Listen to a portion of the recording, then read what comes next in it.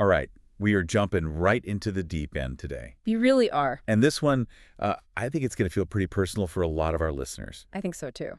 We're taking a hard look at the hidden costs of massive success. What the sources we've compiled are calling the private debt of high-performing men. Right.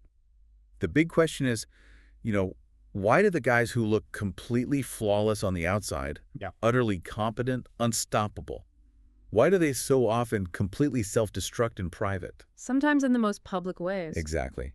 So our mission today is to try and uncover the root psychological forces behind this really costly contradiction. It's the ultimate irony, isn't it? The same traits that drive this monumental public achievement. The focus, the drive. The focus, the drive, the absolute lack of visible fear, those are the very things creating this internal pressure cooker.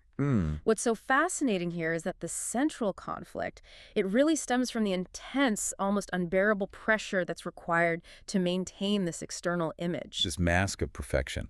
Yes. The sources describe it as this relentless perfectionism, where there is just no margin, never any room for downfall, weakness, or problems. That external mask, it doesn't just protect them, it becomes a kind of suffocating cage. And when you dig into the origin of that pressure, the sources, they trace it right back to the earliest moments of life. It's not about money. No, it's rarely about money or career. It's rooted in this deep, foundational need for love and belonging. These men often learned very early on that they had to be a certain way. They had to be perfect. Right. Perfect to get affection, praise, validation from their parents or caregivers.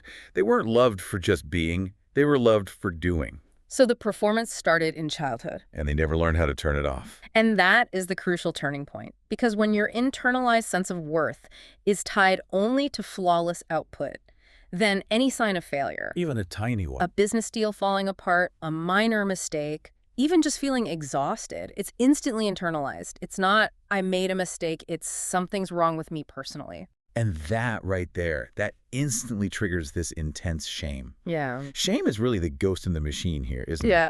It's that feeling that you are fundamentally broken. Exactly. And because the system they've built, this whole successful external structure, it relies entirely on presenting that perfect front, they can't admit or vocalize these issues to anyone. Can't show weakness? That weakness becomes a secret, a liability. So what happens instead? Well, they begin to desperately medicate that shame. They have to numb it somehow. They medicate that perceived weakness, that insecurity or anxiety, just to keep functioning. That sounds almost like an addiction, but we're just maintaining is the goal. I mean, how is this different from just having a high-pressure job and needing to unwind? The difference is the intent behind the action. See, they aren't unwinding. They're stabilizing this internal pressure cooker just long enough to operate again tomorrow. Okay. They're using these habits just to maintain the status quo, to achieve what clinicians call homeostasis. And the source material lists the common medications we all see. Excessive alcohol, high-potency cannabis, compulsive relationship cycling, porn, gambling. And these are pursuits of enjoyment. They are functional requirements to suppress the internal alarm bells. So this is where the private debt starts piling up. Every mess up, every lie to cover a mistake, every feeling they push down is just accruing this massive invisible debt inside them. And this debt, it doesn't stay invisible forever. It inevitably, eventually craters. And that's the implosion we see. Yes, this catastrophic collapse, it's not just internal burnout, it's the sudden, public-facing, sometimes spectacular implosion, the massive infidelity that blindsides a spouse, the forced resignation, the unexpected trip to rehab. That's all tied up in their idea of what it means to be a man. Deeply. This failure is often correlated with their sense of manhood. They were taught, often explicitly, that admitting a weakness or a struggle is seen as being less masculine, which just reinforces the cycle until the whole system breaks. Okay, let's shift a little. Let's talk about the fuel source for this high performance. Let's unpack this concept of strength through suppression. Right. So male culture often teaches that true strength is achieved by surgically suppressing the unsavory parts. What do you mean by unsavory parts? Things like empathy when it slows you down, exhaustion when you need to execute, disappointment when a plan fails. I see. And the sources acknowledge this skill has undeniable merit in specific high-stakes contexts. Think of a combat soldier or a Navy SEAL needing to put aside fear to do the job. Or a CEO in a crisis. Exactly. Someone needing to execute a plan when the whole company is looking to them. So it's an invaluable skill in the boardroom or on the battlefield, but for these high performers, this mechanism becomes dangerous because it's way overdialed. Over-indexed. Yeah. Precisely. The psychological cost in private life is enormous. All those suppressed emotions and perceived failures, they don't just vanish. They have to go somewhere. They amass a tremendous amount of energy inside the system that demands release. But instead of learning healthy, generative outlets, these men are often taught these really maladaptive ways to hit the reset button. Like binge drinking on a Friday night. That's the classic example. Just drink it off. But this just compounds the problem, often resulting in an intense post-bender crash, that crushing Sunday anxiety that reinforces the original shame they were trying to escape in the first place. This is where the paradox really sets in. This idea of shame-based motivation, or what some people call dark motivation. The source material explains that a lot of high performers use pain, shame, anger, or even rage as their primary fuel source. They are essentially running away from a ghost. How so? They might be desperately fleeing the man their critical father told them they'd become, or they operate under this harsh internal mantra. I hate myself so much, so I'm going to turn myself into this absolute beast that is undeniable. It's pain-fueling production. Okay, but if that pain is what makes them successful, why should they ever give it up? I mean, you're suggesting that relying on this pain to disprove that internal story, the I'm a piece of speed story, has a huge drawback. It has a definite finite shelf life. A shelf life. Yeah, this motivation can launch you to the top, but it can't sustain you there because it creates a constant state of internal war. If they never develop generative tools, true self-recognition, some self-compassion, they physically can't actually enjoy the success when the awards and the accolades finally come. So they reach the top and there's nothing there for them. Nothing. We see this with the classic example of the world-famous athlete who wins the Super Bowl, reaches the absolute apex of their career, and then immediately collapses into depression, addiction, or self-sabotage. Why? Because the external validation was supposed to silence the internal critic, but it didn't. And now the man has nothing left to run toward. The performance stops being about achievement and starts being about just managing the inside. You got it. And that leads us right to the core contradiction.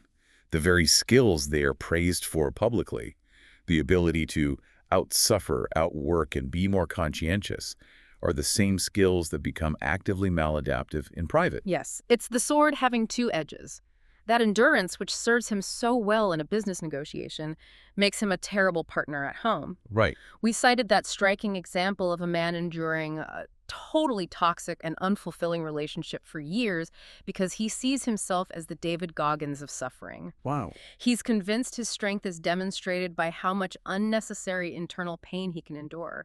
That public skill is toxic in private. The backswing is constantly nicking him. And if that deep shame and the need for performance are so tightly linked, then, well, you can understand the primary fear that prevents them from changing. Absolutely. These men are terrified to deal with the things that are actually starting to crater them. Why? Because they're worried it will hinder their performance. That's it. They fear that if they get cracked open and start to feel, they won't be able to function at the required level. Whether that's running a hedge fund or a tech company. The risk of feeling is perceived as greater than the risk of a total collapse. And our culture makes this so much worse by demonizing any form of breakdown. I mean, Western society has largely demonized the dissent. Any collapse is just written off. Yeah, it's dismissively labeled a midlife crisis. But psychologically, this phase is necessary. The sources refer to it using these historical terms like the middle passage or the negrado, The blackening. the decay or the blackening. This is the necessary psychological period where old, outdated coping mechanisms have to break down so new, more mature ones can be built. You cannot mature without confronting the truth. So maturation is directly correlated with the ability to confront these unsavory truths. That's what the work says. I hear what you're saying about the negrado, but if you've spent a lifetime building this armor, are we just telling successful men they have to risk everything they've built just to feel a bit better? It feels like a risk, I get that, but the alternative is just staying confused. We need to fundamentally reframe how we see emotional states. Okay. When we talk about numbness, for instance, it is not a sign of emotional vacancy. It's a sign of emotional fullness. Well, fullness. How? The system is overcapacity and the brain has simply turned off the sensor to survive. Psychological health, in the end, it just means your internal reality matches the external one. Coherence. Coherence and congruency. That's what the sources call it. If you are constantly telling yourself you're fine, but your body is screaming in anxiety, you've lost that essential coherence. Ignoring those intense emotions means you cut yourself off from essential data. So you just start drifting, becoming disconnected from your own life. Exactly. You realize you've been completely shunted aside, just floating along, a ghost in your own body because you've outsourced your entire identity to external performance while ignoring all the signals from within. Okay, let's unpack the answer then. Yeah. If confrontation is necessary, what does true emotional bravery and competency actually look like for these men? We need to move beyond just telling them to, go to therapy. What are the core skills? The sources really outline 3 key components of what makes an emotionally safe man, safe to himself and safe to those around him. Let's dedicate some time to these because these are the actionable steps I think our listeners are looking for. What's number 1? The first one is fundamental. Regulate your own nervous system. Okay. What does that mean in practice? It means achieving competency over your emotional awareness, being able to accurately identify what emotion you're feeling. Like, is this anger or is it actually shame? Is this actually anger or is it shame masked by anger? Is this anxiety or is it just exhaustion? And then regulating through them so you don't lash out or instantly become defensive. So, like, if a high-performing guy gets criticized in a meeting, the unregulated response is to lash out defensively. The regulated response is recognizing that sudden spike of shame and consciously slowing his breathing before he speaks. It's about building a speed bump into the reaction. That makes sense. What about the second component? That one focuses on relationships. The second is developing the capacity to draw out emotional content. Men are often culturally trained to only seek the logistical content, the what, the when, and the how. The problem solvers. The great problem solvers. But the emotionally competent man moves beyond logistics and asks questions that create connection, not just solutions. So instead of what happened with the car repair, he asks, what was that whole stressful ordeal actually like for you? What did you feel inside when that happened? That simple shift, it creates emotional intimacy. And the third skill sounds like a vital tool for interrupting that immediate collapse into shame or defensiveness, especially in a conflict. It is the most practical tool. The third is to respond, don't react. Okay. This involves using the breath to create what's sometimes called the mindfulness gap, that little pause between a stimulus and the urge to react. How do you do that? The sources recommend literally stopping and taking 3 full breaths before you respond to criticism, or a painful text, or an intense relational moment.